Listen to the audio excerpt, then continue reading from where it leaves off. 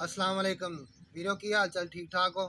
मैं ਤੁਹਾਡਾ ਵੀਰ ਸਾਕਬ ਮਹਿਰ YouTube ਸਾਂਝਾ ਪੰਜਾਬ ਤੋਂ। ਸਿਆਣੇ ਕਹਿੰਦੇ ਨੇ ਕਿ ਆਪਣੀ ਲੱਸੀ ਨੂੰ ਖੱਟੀ ਕੋਈ ਨਹੀਂ ਕਹਿੰਦਾ। ਜਿਸ ਤਰ੍ਹਾਂ ਕਿ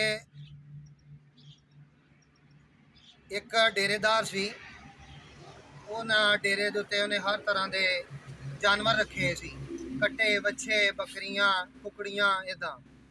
ਉਹ ਇੱਕ ਦਿਨ ਉਹਦੇ ਖੇਤਾਂ ਦੇ ਵਿੱਚੋਂ ਇੱਕ ਚੂਹਾ ਨਿਕਲ ਕੇ ਤੇ ਉਹਨਾਂ ਦੇ ਘਰ ਚਲਾ ਗਿਆ। ਉਹ ਜ਼ਿਮੀਂਦਾਰ ਦੀ ਕਾਸ਼ਤਕਾਰ ਦੀ ਬੁੱਢੀ ਨੇ ਕੀ ਕੀਤਾ, ਕੜਿੱਕੀ ਲਾਤੀ ਘਰ 'ਚ। ਜਦੋਂ ਕੜਿੱਕੀ ਲੱਗ ਗਈ ਤੇ ਚੂਹਾ ਜਿਹੜਾ ਵਾ ਉਹ ਹੁਣ ਉਹਨੂੰ ਵਕਤ ਬਣ ਗਿਆ ਵੀ ਕੜਿੱਕੀ ਲੱਗ ਗਈ ਆ। ਚੂਹਾ ਦੌੜਾ ਦੌੜਾ ਗਿਆ ਤੇ ਮੁਰਗੇ ਦੇ ਕੋਲ ਵੀ ਘਰ ਦੇ ਵਿੱਚ ਕੜਿੱਕੀ ਲੱਗ ਗਈ। ਚੂਹਾ ਬੱਕਰਾ ਕਹਿੰਦਾ, ਕੁੱਕੜ ਕਹਿੰਦਾ ਕਿ ਮੈਨੂੰ ਕੜਿੱਕੀ ਦਾ ਕੀ ਭਾਵ ਆ? ਚੂਹਾ ਤੂੰ ਆ, ਤੈਨੂੰ ਡਰ ਹੋਊ ਕੜਿੱਕੀ ਦਾ। ਚੂਹਾ ਚੁੱਪ ਕਰਕੇ ਤੇ ਬੱਕਰੇ ਕੋਲ ਚਲਾ ਗਿਆ। ਬੱਕਰੇ ਨੂੰ ਜਾ ਕੇ ਦੱਸਣ ਲੱਗ ਪਿਆ ਕਿ ਘਰ ਦੇ ਵਿੱਚ ਕੜਿੱਕੀ ਲੱਗ ਗਈ। ਬੱਕਰਾ ਹੁਣ ਕਹਿੰਦਾ ਜਾ ਪਰਾਂ ਕੰਮ ਕਰ, ਮੈਨੂੰ ਕੜਿੱਕੀ ਤੇਰੀ ਦਾ ਕੀ ਭਾਰ? ਤੈਨੂੰ ਡਰ ਹੋਊ ਕੜਿੱਕੀ ਦਾ, ਮੈਨੂੰ ਕਾਹਦਾ ਡਰ ਆ? ਚੂਹਾ ਉਹਦੇ ਕੋਲੋਂ ਗਿਆ ਵੱਛੇ ਦੇ ਕੋਲ, ਵੱਛੇ ਨੂੰ ਜਾ ਕੇ ਦੱਸਣ ਲੱਗ ਪਿਆ ਵੀ ਘਰ ਦੇ ਵਿੱਚ ਕੜਿੱਕੀ ਲੱਗ ਗਈ ਅੱਜ। ਉਹ ਕਹਿੰਦਾ ਭਾਈ ਮੈਂ ਤਾਂ ਕੜਿੱਕੀ ਦੇ ਵਿੱਚ ਪੂਰਾ ਹੀ ਨਹੀਂ ਆਉਂਦਾ, ਕੜਿੱਕੀ ਦਾ ਤੈਨੂੰ ਹੋਊ ਫਿਕਰ, ਮੈਨੂੰ ਕਾਹਦੀ ਕੜਿੱਕੀ ਦੀ ਟੈਨਸ਼ਨ ਆ? ਚੂਹਾ ਜਿਹੜਾ ਚੁੱਪ ਕਰਕੇ ਅੱਛਾ ਕਹਿੰਦਾ ਕਿਤੇ ਦੇਣ ਆਇਆ ਤਾਂ ਮੈਂ ਤੁਹਾਨੂੰ ਪੁੱਛਾਂਗਾ ਵੀ ਕੜਿੱਕੀ ਕੀ ਆ। ਉਹ ਰੱਬ ਦੀ ਕਰਨੀ ਕੀ ਹੋਈ ਕਿ ਉਹ ਜ਼ਿਮੀਂਦਾਰ ਜਿਹੜਾ ਸੀ ਉਹਦੀ ਬੁੱਢੀ ਦੇ ਉੱਥੇ ਕੜਿੱਕੀ ਦੇ ਵਿੱਚ ਆ ਗਿਆ ਘਰ ਸੱਪ।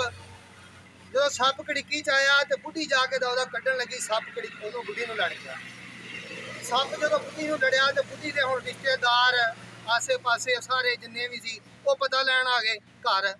ਜਦੋਂ ਪਤਾ ਲੈਣ ਆਏ ਤੇ ਉਹਨੇ ਜ਼ਿਮੀਂਦਾਰ ਨੇ ਕਿਹਾ ਕਿ ਯਾਰ ਆਪਣੇ ਨੌਕਰਾਂ ਨੂੰ ਕਿ ਕੁੱਕੜ ਫੜੋ, ਕੁੱਕੜ ਹਲਾਲ ਕਰੀਏ ਤੇ ਪ੍ਰਾਹੁਣਿਆਂ ਨੂੰ ਗੋਸ਼ਤ ਖਵਾਉਣਾ।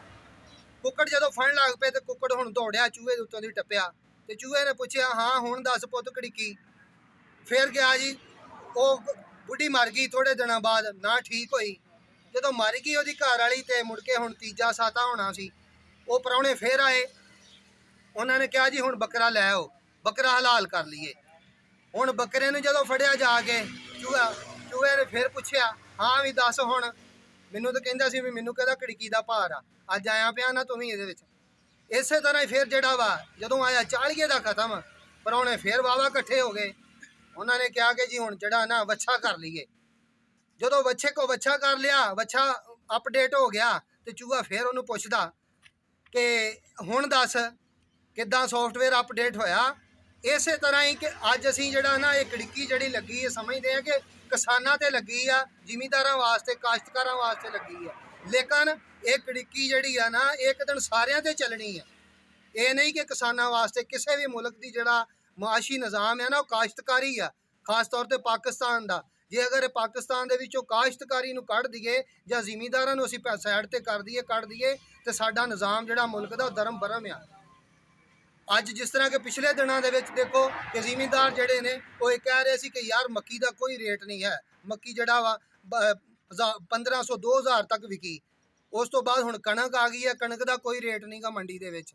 ਕਣਕ ਜਿਹੜੀ ਆ ਇਹ ਤੋਂ ਸਾਬਤ ਹੁੰਦਾ ਵਾ ਕਿ ਯਾਰ ਇਹ ਜਿਹੜੀ ਕੜਿੱਕੀ ਆ ਨਾ ਇਹਦੇ ਵਿੱਚ ਅਸੀਂ ਇਕੱਲੇ ਕਿਸਾਨ ਨਹੀਂ ਆਉਣੇ, ਇਹਦੇ ਵਿੱਚ ਸਾਰੇ ਜਿਹੜੇ ਜਿੰਨੇ ਫੇਰੇਦਾਰ ਆ, ਰੇੜੀਆਂ ਵਾਲੇ ਆ ਜਾਂ ਕੋਈ ਸਰਕਾਰੀ ਮੁਲਾਜ਼ਮ ਨੇ, ਜਿਤਨਾ ਵੀ ਤਬਕਾ, ਮਜ਼ਦੂਰ ਤਬਕਾ ਵਾ, ਇਹ ਸਾਰਿਆਂ ਨੇ ਇੱਕ ਦਿਨ ਇਹਦੇ ਵਿੱਚ ਆਉਣਾ। ਕਿਉਂਕਿ ਅਗਰ ਕਾਸ਼ਤਕਾਰ ਨੂੰ ਜਿਹੜਾ ਕਿਸਾਨ ਨੂੰ ਜਿਹੜਾ ਨਾ ਕੋਈ ਜਿਹੜਾ ਵਾ ਹੁਕੂਮਤ ਵੱਲੋਂ, ਗੌਰਮੈਂਟ ਵੱਲੋਂ ਕੋਈ ਸਹੂਲਤ ਨਹੀਂ ਮਿਲਣੀ ਨਾ ਤੇ ਉਹਦੇ ਵਿੱਚ ਸਾਰੇ ਹੀ ਇੱਕ ਦਿਨ ਆ ਜਾਣੇ ਆ। ਕਿਉਂਕਿ ਕਾਸ਼ਤਕਾਰੀ ਦਾ ਨਿਜ਼ਾਮ ਜਦੋਂ ਖਤਮ ਹੋ ਜਾਏਗਾ ਸਾਡੇ ਮੁਲਕ ਦਾ ਨਿਜ਼ਾਮ ਵੀ ਦਰਮ ਬਰਮ ਹੋਏਗਾ।